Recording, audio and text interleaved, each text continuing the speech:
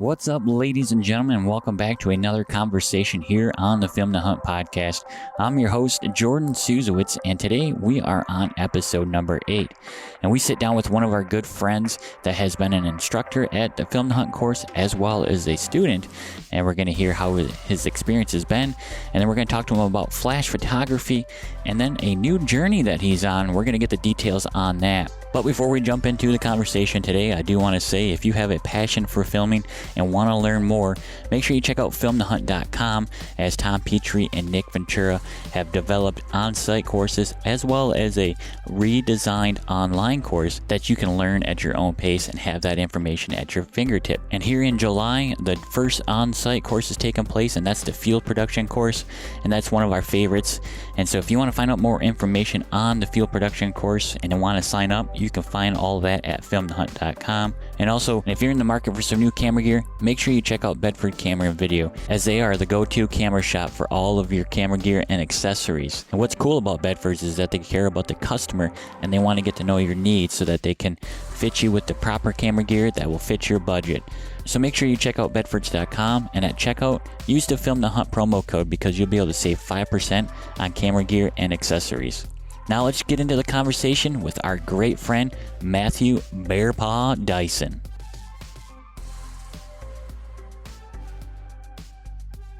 Good morning, my friend, my brother from another mother. How are you? Good morning, Susie. How are you this morning?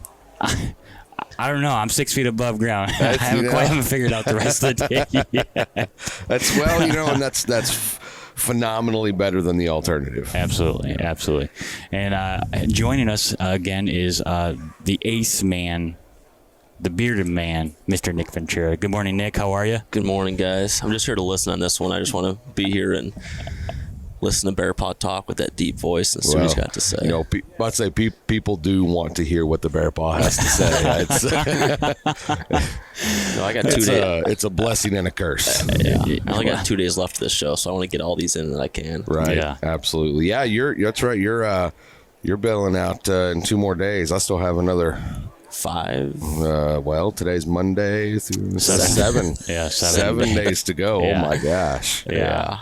Yeah, so, a lot of people know you already just from your past experience at Bedford Bedford Camera and Video and Bedford Outdoors. You've been the face of Bedford Outdoors since the beginning. Yeah, pretty much, absolutely.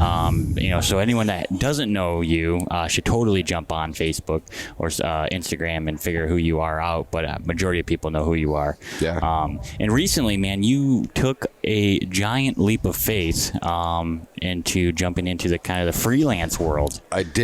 I have had the honor of working at Bedford Camera and Video for 17 years now. It's been a huge chunk of my life, and I've made some of the best, friendships and relationships in the world working, with my, associates at Bedford Camera and Video. But it came a point, that I needed to go out and do something else and do something different. Yeah. And, my wife, she's a freelance worker herself. And, nice. She does, she's a marketing strategist is her official title. I was at the edge of my seat there waiting for what it was. She was a marketing strategist, and so she handles, ad campaigns, social media campaigns, newsletter, website, just all types of marketing and ad stuff. And her career is starting to really come into its own and blossom, and that's phenomenal. Awesome. To make it as brief as possible, I was basically working 40 miles from my house. Bedford Camera was 40 miles from my house, and so every day it was a trek to work and a trek back. And having 3 kids and the family and all that, it wasn't as conducive anymore to our lifestyle, the way we want our lifestyle to go. So I said, well, I'm going to take this leap of faith and do my own thing. I'm going to really be focused on helping her, but in addition to that, how I'm going to make my living day to day is freelance photo and video work. And, but I'm still here with Bedford Outdoors. That is the cool thing. That is a super cool thing is that, like you said, right. Like you said, I've been sort of the face of Bedford Outdoors since just about its incarnation. And, I've been able to travel with Tom and Nick and go to the schools and come to all the trade shows and all that. And I've already built up that relationship, and I never wanted to give that up, And so luckily Bedford's was able to come to an agreement with me, and now I'm a contracted Bedford Outdoor spokesman, and now I just come around and still hype up Bedford's because it's still the best place in the world. I mean, it's phenomenal. It just wasn't conducive to my current lifestyle situation, and so I took that leap of faith, and so far I still have a house and we still have electricity every day, so I guess I'm winning. And the cool thing is like absolutely, that's what the awesome thing is you said you're winning, but for me as a freelancer, I wake up and half the time I don't even know what day of the week it is. And I know you called me. You're like, man, Susie, this is amazing. I don't even know what day of the week it is. Right. It was great because, you and I had that conversation many times. And I was like, well, that's funny that he says that. And I didn't really realize that you were like legitimately serious with that. Yeah. And I did. I woke up one day and I was like, what day is this today? And my wife had to tell me. So my first thought was, I got to call Susewitz. That's crazy. I got to call him and tell him, dude, I got no clue what today is, man. This is phenomenal. And just real quick, I mean, even while we were here at the show, you made a comment to me like, oh, the kids are going to school, so it's got to be a weekday. So yeah. My wife had texted me this morning about getting the kids off and ready for school and whatever. It's like, well, yeah, I guess it is one of those days. I have no idea. We're starting the week off, and well, that's awesome, man. Congratulations on that, because for anyone, it is so hard to make that giant step. It is. But once you do, it is like a relief off the shoulders. Oh, absolutely. You still got the stressful, it's still stressful because obviously you have to make ends meet and you have to make money and everything like that. But to be able to work for yourself and have that freedom essentially is super rewarding. Yeah, there's a few scary aspects of the going freelance, especially from where I sit in life, because I do have 3 kids and I do have the more, and really more than anything, I've told my wife, I said, if it was just you and I, we'd live in our car. We would move into a tiny 1-bedroom apartment that was, a couple $100 a month, and we would be fine. Right. But I don't want to put the kids through that. Right. I've got to make sure that they still have the quality of life that they deserve and that they've become accustomed to. Not that we're, multimillionaires. It's not a luxurious lifestyle, but they have comfortable beds and they have their own rooms and all of those things. Yeah. And I have to make sure that that there's food on the table for those guys every day, and that there's electricity every day, and those types of things. So making that leap of faith and not knowing where my next paycheck is going to come from 100% is a daunting thing. Absolutely. Because from month to month, or heck, week to week, sometimes it's. I got to get out and hustle and make this happen. Yeah. And for those of you guys that want to work full time, Become One is always looking for full time field producers. We will pay you every week if you want to do that. Really? I feel like I'm working full time. Close. No, I'm just joking. So again, man, super cool. Yeah. But I kind of want to get into, because you're super strong and have a background in photography. Right. Right. And obviously that's probably the major thing that you focus on with your business. Yeah. Because you have Dyson Creative. Yeah, absolutely. Dyson Creative Photography. Yep.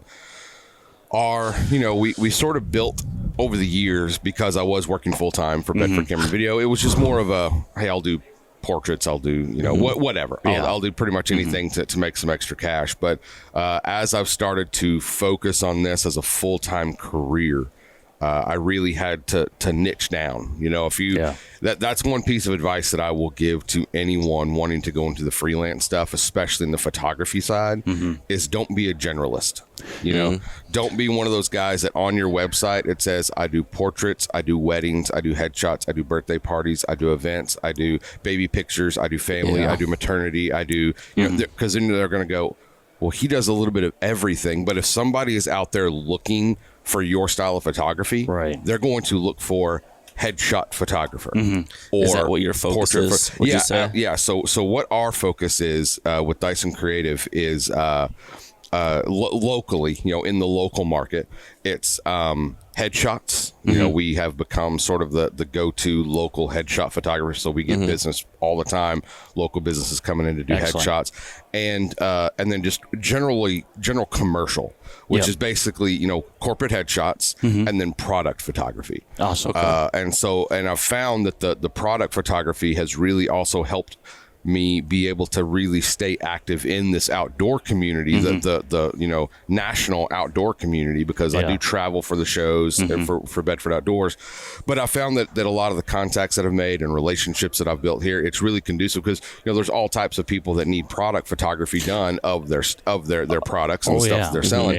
And so even locally, I've done a lot of shoots for like restaurants and things, where I'll do like their wine bottles or liquor bottles or things like that. Or for Bedford Outdoors, I've done shots of product shots of like binoculars that we sell and range field monitors, range finders when we have them. Absolutely. Those types. So general commercial. But it's still niched down in that it's not. If somebody comes to me and says, "Hey, we're looking for some family portraits," generally I will recommend them to someone else. But I tell you what, if it's after about the 20th of the month and I haven't had a bunch of paychecks that day, you bet your sweet butt I'm going to be taking some family portraits. I just won't advertise for that. I won't push that out. So like I said, that's really one of the biggest pieces of advice that I could give anybody really wanting to become a photographer full time is that find a niche, find that area that you want to advertise and market yourself, because if you advertise and market yourself just in that area, eventually those people will seek you out and you'll become much more successful. So do you think you'll ever switch or focus yourself on something else? Do you want to, I guess, is the question. I don't want to. Like I want commercial is where I want to be. It really is. Corporate headshots and product photography. I've really over the last few years found a real passion for product photography, creative lighting in the studio, and those types of things. I want to get into that. But but I mean, I guess I'll just have to see how the market fares. Because if the things that people want start to shift and change, then I mean I'll have to be able to adapt with the economy. But really there's always businesses and there's always a need for headshots, products, the great thing about headshots is it can be corporate headshots for businesses, or it could be a kid who just graduated college who needs a good headshot for his resume and LinkedIn. There's a massive need for headshots, way broader than really people think about. You think about headshots. Oh, hey, I need to get a new headshot for my business card. Well, there's a lot of reasons to do either a headshot or what we call a branding photo shoot. Where a branding photo shoot, it's 2 or 3 looks for the headshot, some full body images, shots of you like interacting with your business so that you can use them in newsletters and on your website and on different. So, and if somebody wants to do a write-up about your business for a magazine, you have a selection of interactive lifestyle, but it's all branded. It's all to build you and your business personality. So that type of photography is really, really, really out there. There's enough business for everybody to do that. So in today's world, content is king. I mean, people need content, hands down. and so having all that, I mean, especially for businesses that want to continue to succeed in this world that we live in, of social media and YouTube and everything else, like there is definitely a calling for people to have content. And a lot of people try, they might go buy a cheap camera or use their iPhone and everything, but I feel like that only goes a certain. It only goes so far, right? That you can use that stuff, like the phone or something. They use your cell phone for their pictures. That's great for a real quick Instagram story.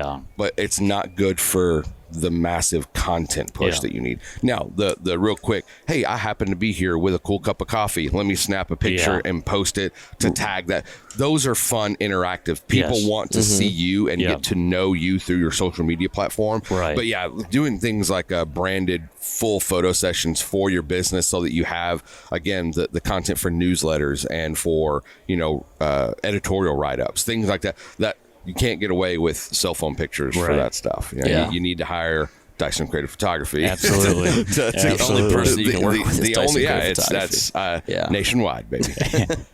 You pay mileage. You pay mileage.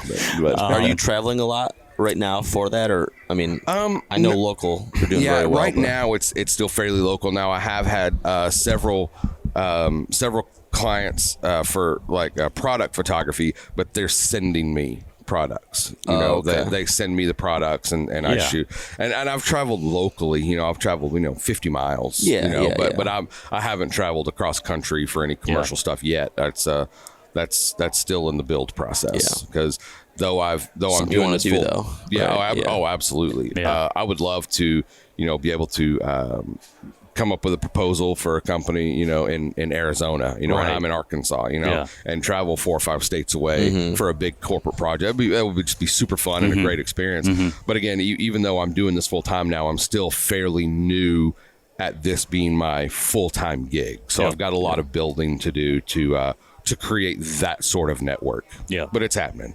Well, and again, things take time and everything. And so, I mean, you're on the right path, but I want to jump into, you talk about product photography. And in my short time doing what I do and going to the schools, the Film to Hunt schools, one of the major things that I have figured out that is a key thing is light. Oh yeah. I mean, it's amazing how much your images improve just instantly. Yeah. Once you figure out how to use flash. Yeah. Once you figure out how to use or just lighting of any kind, even constant light. Yeah. Doing interviews or doing still shots of but just having and being able to shape your own light. Yeah. That's I meet so many people. They're like, oh no, I'm a natural light photographer, and that's fine and well and good. But what I hear as a guy who's been in this industry for almost 20 years, when somebody comes up and they're like legitimately saying, no, I'm a natural light photographer, I hear I'm scared to learn lighting. Yeah. That's what I hear. Yeah. Now, if you're a weekend warrior photographer and that's all you want to do, that's fine. Yeah. But if you're trying to legitimately start a business, you have to learn lighting. It's not an option. I mean, it's a necessity. Yeah, here's why. If you're a natural light photographer and Nick here calls us and says, hey, I need you to do a photo shoot on Saturday at 4 p.m., right? And you're a natural light photographer, and guess what? It is pouring down rain on Saturday at 4 p.m. and you cannot shoot outside in the natural light. Right. I can bring lights with me and we can go indoors anywhere and I can still rock the shoot because I can create my own light, create my own look, shape the light, make it look like it's daylight. I mean, I can do whatever I need to do with my lighting, and I'm not limited to weather. I'm not limited to weather conditions outside. Well, even natural light. I mean, you can take great photos if the time is right. Oh, absolutely. But if you're working and making money at it, you are not. Yeah. It's just not possible. Well, and here's the thing too: is that good lighting, good flash and stuff. Outside during the day, bright sun. I use flash all the time, and that blows people's mind when they're new. They're like, "Why are you bringing 3 lights? It's 1 in the afternoon." I'm like, I'm bringing lights because it's 1 in the afternoon. 1 in the afternoon, bright sunny day. These nasty hard shadows all over your face, and everybody's going to be squinty eyed and raccoon. But just to finish that up is that I can bring 2 or 3 lights and a few umbrellas and get rid of all those hard shadows and still be using the available light that's there, and then just filling in the other light where I need it. And so, do you ever find yourself with great natural light, like dusk or dawn, you're like, I don't want to use a flash for this? Yeah, it looks, absolutely. Absolutely. Yeah, I definitely have images in my portfolio that are completely shot with natural or available light, but that was a creative choice. That wasn't a necessity because I didn't know what I was doing. However, I do find myself a lot of times, like whenever I do seasonally, even though commercial and product, that is my niche. Seasonally around my hometown, I still do a lot of senior portraits, just because people know me for that as well from over the years, and so I'll definitely still do that because a good senior portrait session is a lucrative business. It's a very lucrative type of photography, and so I'll do that, and I will find myself a lot of times. They all the seniors want outdoor shots. I mean, they don't want studio stuff. They want, especially the girls, they want fields and flowers and sunlight and all that stuff. And so I'll find myself like on sunset shots. A cool way that I like to light that is if there's a good light, a good sunset, sun's coming down, I'll turn the girl where the sun is to her back. The problem is that if you're using natural light, shadows, she turns totally black because the sun is lighting her from behind. She's really backlit. Well, if I light her from the back with the sun will give her a nice halo of light around her head, and then I'll pop a small flash in her face. That way you can see her, but you just get this feel where it looks like there's no flash in the picture. It just looks like it's a beautiful golden light. Well, that's so always, I try to balance, but there's definitely times, like you said, you know, if the light is just perfect, or if it's under the shade of a tree and just everything is coming together, I'll absolutely use natural light. That's always kind of, and maybe I'm wrong, the idea of flash is always to make it look like there's not flash. Absolutely, you know, like absolutely. If it's noticeable, then you're probably not doing it correctly. Unless it's like dramatic, like, hey, I want you to know that there was flash. But if you're trying to take like just a standard portrait, if you can tell that there's a lot of flash on there, you've too much flash. You've missed it. You've missed the mark on that. Well, you showed me a picture here not too long ago. I think it was of the wine bottle or maybe the Jack Daniel's Fire. But you said you used like 5 flashes on that. Yeah. And it's just a little item. Yeah. So to use 5 flashes, I mean, to me, I was like, holy, that's a lot of work. Yeah. Oh, it is. It's a lot of work. Yeah. Because with product photography, the idea with product photography is to show the product in the absolute, no pun intended, but in the best light possible. Yeah. You know, it's to accent, like, especially like with people that do any sort of product that's in a bottle. You know, you want to accentuate the shape of the bottle. Yeah. That's part of the selling tool, because the shape and design of the bottle, that's the first impression you get of that product. Okay. You know? And so say like perfume, right? Go to the store and just look at the different perfume bottles. And if you've never paid attention to it, the variety of sizes and shapes and designs of perfume bottles is astounding. Yeah. And it's because each one of those wants their bottle to catch your eye, to pop. And so when you're hired to do photos for a small boutique company or something, and you want to show that product, you have to figure out wicked creative ways for, I want this section of the bottle to reflect light, but not this section of the bottle to reflect light. And then this section of the bottle to have a strip of light, but then the front of the bottle to be flat light. Yeah, you can't just do that with natural lighting. You have to have 3 to 5 lights. And like I've shot like the wine bottle, you know, and it was, you know, what is that, 9 inches tall or something, and I had 2 strip boxes that were 4 foot tall each. Wow. And 1.5 feet wide. And then I had another light above it shooting behind a scrim, which is like just a diffuser that was about 4 foot by 4 foot. Wow. You know, for this little bitty tiny item. Yeah. And again, it's all about shape. So yeah, there's a reason that good product and commercial photography costs what it does, and it's because there's so much art that goes into to creating that stuff. And it's crazy because it's for someone outside of photography or a weekend warrior or whatever, to have that mindset, like, again, that's where you have to take the jump to really plunge into that amount of work for something so simple to the viewer's eyes. Oh yeah, absolutely. And again, I will say that I was blessed, and that I did get to spend the last 17 years working in an industry and with a company that gave me the resources to learn that stuff. You know, I was able to be around it all the time. But even if you're you work at a supermarket all day, every day, you know, you can go home and play and practice. Yeah. And the great thing about that too is that these days, for things like product photography, if you go on YouTube and look at like the guys that are making $1 million a year doing this stuff, they're going to tell you to buy lights that are, you know, $5,000. Yeah. Not needed at all. You know, there's a brand called Godox that's out there now. By the way, Bedford Outdoor sells Godox products. Godox? Godox, Godox. Okay. Godox. And you can get their speed lights for like $179. I see, yeah, and they're flipping phenomenal. They're great. You can get a little wireless transmitter to go on top of the camera for less than $70. Yeah. You know, you can get lighting for very inexpensive to do this type of work. Yeah. And then, but here's the key to that, is that you have got to take the time to learn how to use that product. You know, those lighting gear products. So well, right on, man. I know we don't have much longer here because the show's going to start, but I do want to touch base on your experiences at the Film to Hunt schools. I know you've been a student as well as an instructor there. Right, absolutely. So yeah, just give us a quick rundown of what it's like to come to a Film to Hunt school. One word: phenomenal. Yeah. I mean, it is. It's phenomenal. It's fun, which is the best thing, the number one thing, because even if the content was fantastic, which it is as well, I'm not saying if the content was fantastic. Right now, they're very trashy. No, the content is phenomenal. It's fantastic.